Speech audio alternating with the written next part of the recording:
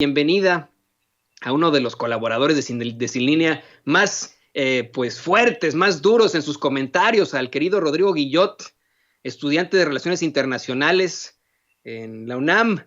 Rodrigo, pues muy buenas tardes, ¿cómo estás? ¿Cómo estás, Toño? Muy contento de estar aquí como siempre, con un poco de frío, pero bueno, así nos tocó vivir. Así es. Fíjate que nosotros en lugares más fríos que la Ciudad de México no sentimos tanto frío en interiores porque siempre hay calefacción y es algo de lo que siempre se quejan los extranjeros cuando van a la Ciudad de México. Es fría y aparte no hay sitios con calefacción. Vamos, una casa con calefacción es difícil de encontrar en la Ciudad de México. Sí, pues sí, ustedes que están ya más al norte tienen que tener sistemas así para sobrevivir. Nosotros afortunadamente no necesitamos todo eso, pero sí, cuando hay frío, entonces la sufrimos. Así es, así es. Y bueno, muchos otros están precisamente sufriendo entre la controversia debido a esta nueva ley de seguridad nacional. Bueno, es la misma, pero es una reforma a la ley de seguridad nacional que busca regular a los agentes de inteligencia extranjera en México. ¿Qué te parece si le damos por ahí? Claro que sí, mira, Antonio, la verdad es que, ¿cómo decirte? Esta reforma de ley en realidad era una cosa que hacía falta porque todos los países del mundo que cooperan, si tú te vas a Europa, África, Asia, América Latina, Estados Unidos, tiene muchísimos convenios de compartir información, de colaboración de agentes de seguridad, pues evidentemente, si tú tienes un agente de inteligencia de otro país en tu territorio, haciendo preguntas, investigando temas, lo menos que puedes hacer es delimitar el rango de acción que va a tener, es decir, qué puede hacer, qué no puede hacer. Aquí en México, nuestro Poder Judicial no podía detener agentes que cometían delitos. Entonces, si un agente cometía un delito tan grave como un asesinato, un robo, lo que fuera, no podía ser juzgado por jueces mexicanos como cualquier otra persona extranjera que estuviera haciendo cualquier tipo de actividad en México.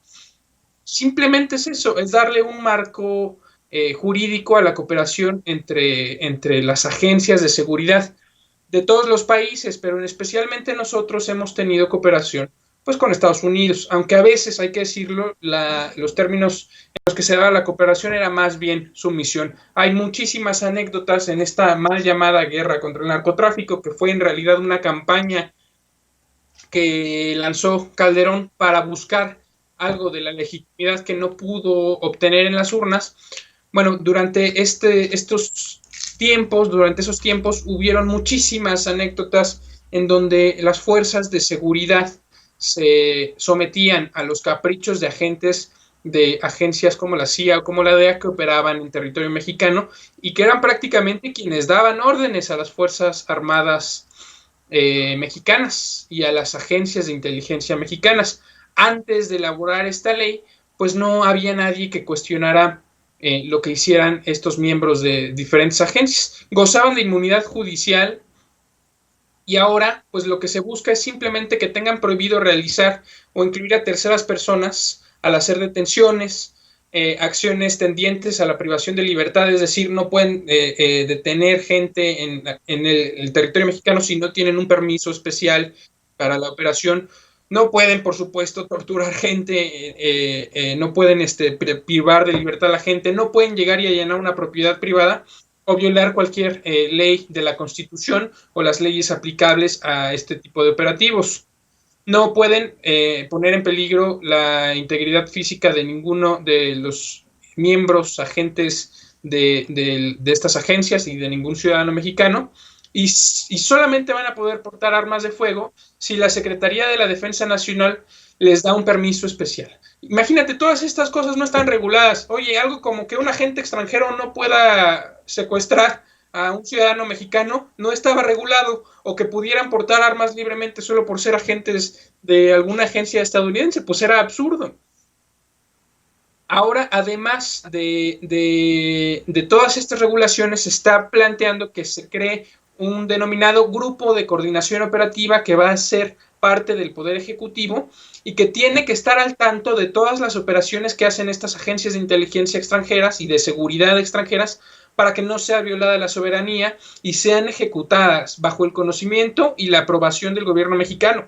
Es decir, que el gobierno federal tiene que estar al tanto de todos los operativos, de todas las acciones, de todos los agentes y las agentes que estén en territorio mexicano y que pertenezcan a alguna agencia de inteligencia extranjera. Esto, por supuesto, es una defensa de la soberanía, porque hay muchísimos ejemplos de agentes haciendo pues lo que querían, pero pues hay unos muy famosos como el caso de Kiki Camarena. Tú recordarás, un agente de la DEA que después de muchos años de haber muerto y de haber encarcelado a diferentes personajes por su supuesto asesinato, pues un periodista mexicano, Jesús Esquivel, corresponsal de Proceso en Washington, un gran reportero, después de arduas investigaciones, entrevistas a diferentes agentes, pues se da cuenta y escribe un libro al respecto en donde él denuncia que el asesinato de este agente de la DEA en realidad no fue planeado por el crimen organizado, sino por la CIA, otra de las agencias estadounidenses. Es decir, imagínate, en territorio mexicano, un agente de la CIA secuestrando y asesinando a un agente de la DEA.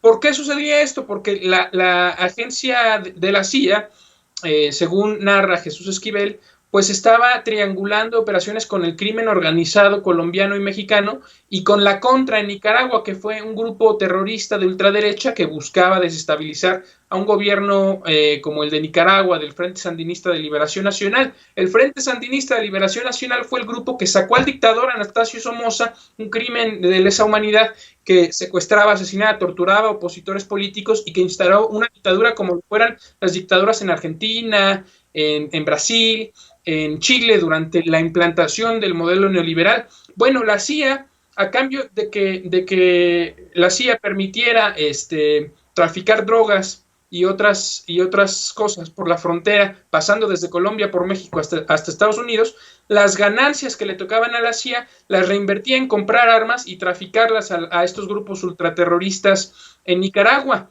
Cuando Kiki Camarena descubre eso, la CIA lo secuestra y lo asesina en territorio mexicano. De ese nivel estamos viendo la forma. Esto sucede durante la década de los 80, pero también suceden operativos tan absurdos como la Operación Rápido y Furioso, que por órdenes del gobierno de Estados Unidos y de estas agencias hace introducir armas a territorio mexicano con el permiso del ejecutivo mexicano Felipe Calderón, con el supuesto objetivo de rastrear las armas que pasaban por la frontera, pero pues las armas nunca fueron rastreadas y pues más que nada se le permitió a miembros del crimen organizado tener estas armas. Hablando del tráfico de armas de Estados Unidos hacia México y hacia Centroamérica, pues también podemos analizarlo desde el punto de vista de un gran sector de la política estadounidense, representada sobre todo por la Asociación Nacional del Rifle, que es un gran lobby, un gran grupo de presión al interior de Estados Unidos, con mucha presencia en Washington y con mucha presencia territorial en ciudades, en espacios territoriales, en donde la ultraderecha, a través de los discursos de ultranacionalismo, de racismo blanco, y por supuesto de la libre portación de armas, que es un derecho constitucional en Estados Unidos, pero además de la libre venta de armas que muchas veces se da, en donde se venden armas sin pedir ningún tipo de identificación a ciudadanos, e incluso se han reportado que se le venden armas a menores de edad, y que entre otras cosas pues son una de las grandes causas de la violencia, como los tiroteos en las escuelas en Estados Unidos y de la violencia armada de algunos grupos ultranacionalistas blancos. Bueno, también ese tipo de agrupaciones permiten que las armas vengan a territorio mexicano y alimenten aquí la inseguridad.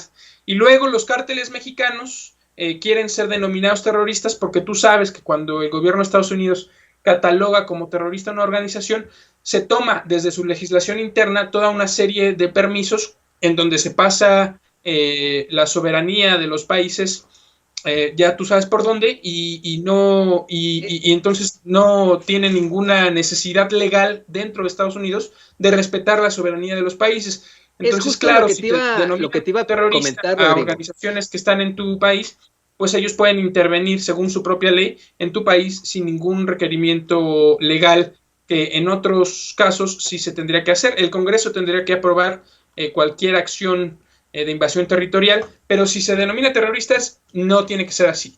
Entonces, por supuesto que se habla de todos los problemas que vivimos en México, pero no se habla de cómo las agencias extranjeras y cómo muchos poderes al interior de Estados Unidos y en la relación bilateral, pues son originados en Estados Unidos y tienen un origen también político allá, y las leyes, los organismos, las instituciones de Estados Unidos no las controlan, no las regulan, y eso nos termina afectando a nosotros. Tú sabes que las agencias estadounidenses pues han operado distintos golpes de Estado, terrorismos de Estado, han apoyado dictaduras en América Latina y se han infiltrado. Bueno, se habla de que incluso presidentes mexicanos le pasaban información a las agencias estadounidenses. Entonces, pues en eso estamos. Por supuesto que la detención a Salvador Cienfuegos es otro de los factores que tiene que ver en la relación bilateral y que preocupa al Estado mexicano. Imagínate que se están investigando a altos mandos del ejército mexicano, que fue incluso jefe de la Sedena, y si según los convenios firmados entre Estados Unidos y México se debe informar al gobierno mexicano basados en la confianza, pero también en el respeto a los acuerdos firmados de cooperación y de compartimiento de información. Y si esto no se hace, pues evidentemente aquí en México lastima la soberanía, porque no puedes estar conduciendo este tipo de investigaciones sin avisar al gobierno mexicano, bajo ninguna circunstancia. Eso también es una violación de la soberanía, una falta de los procedimientos acordados por los convenios, y pues un motivo de queja del Estado mexicano. Afortunadamente, ahora se está juzgando a Cienfuegos aquí en México porque la Cancillería emitió un comunicado diplomático en donde se quejaba de este tipo de prácticas. No se trata...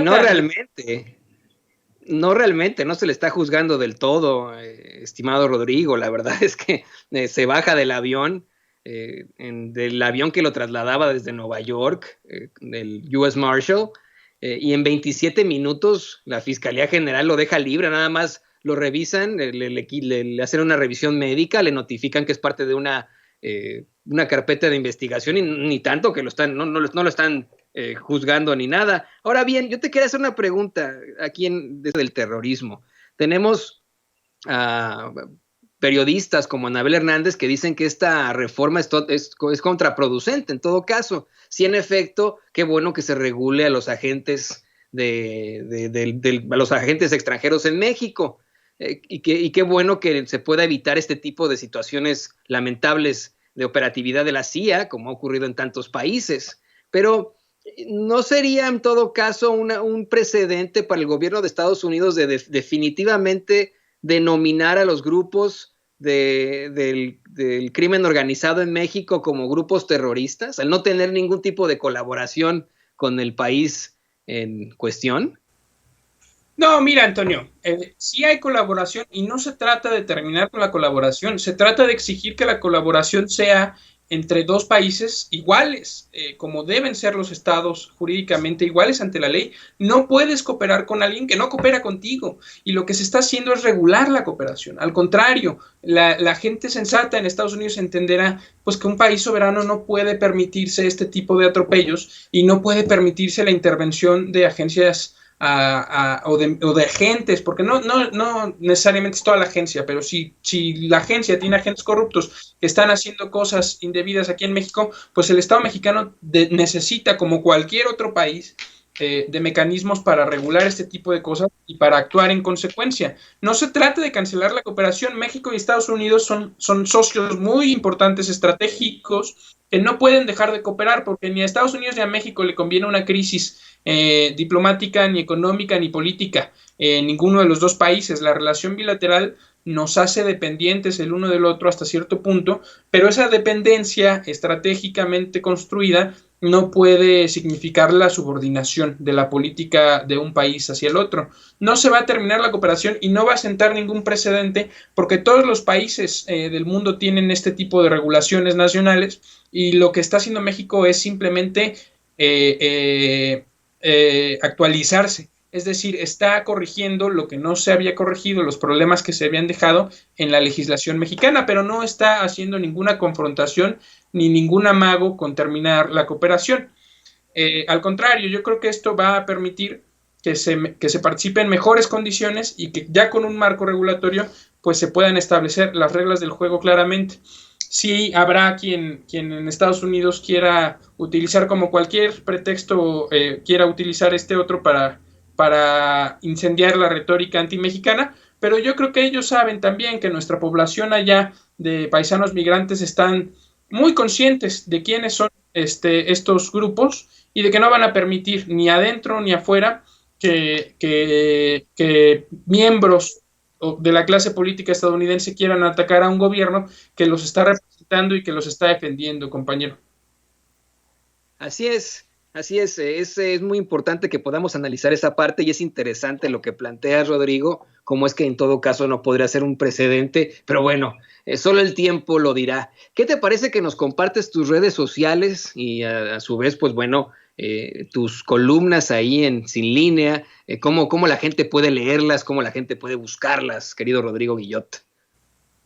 Sí, les comparto el sitio web de Sin Línea MX, ahí pueden encontrar nuestras columnas, estamos como sinlineamx.com, ahí pueden encontrar toda la información del debate nacional e internacional y también me encuentran a mí en mis redes sociales, @RodrigoGuillot en Twitter o en Instagram, en donde también pues estamos dando el debate, compartiendo diferente contenido y siempre manteniendo el diálogo con las audiencias, que es una de las cosas pues más importantes de la comunicación y de la política.